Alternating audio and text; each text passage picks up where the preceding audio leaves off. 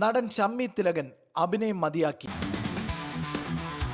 സിനിമയിലെ പവർ ഗ്രൂപ്പുകളുടെ ഭീഷണിയെ തുടർന്നാണ് അഭിനയത്തിൽ നിന്നും മാറുന്നത്. ഹേമ കമ്മിറ്റി റിപ്പോർട്ട് പുറത്തു വരുന്നതിനും മാസങ്ങൾക്ക് മുമ്പ് തന്നെ നിരവധി വമ്പൻ പ്രോജക്റ്റുകളിൽ നിന്ന് ഷമ്മി സ്വയം ഒഴിവായി എന്നാണ് വിവരം. മമ്മൂട്ടി കമ്പനിയുടെ ചിത്രവും ലിസ്റ്റിൻ സ്റ്റീഫന്റെ ഉഗ്രൻ പ്രോജക്റ്റും ഷമ്മി ഒഴിവാക്കി. സിനിമാ ഇൻഡസ്ട്രിയിൽ 2 മാസമായി അടക്കം പറഞ്ഞിരുന്ന രഹസ്യമാണ് ഷമ്മി തിലകൻ അഭിനയം മതിയാക്കി എന്നത്.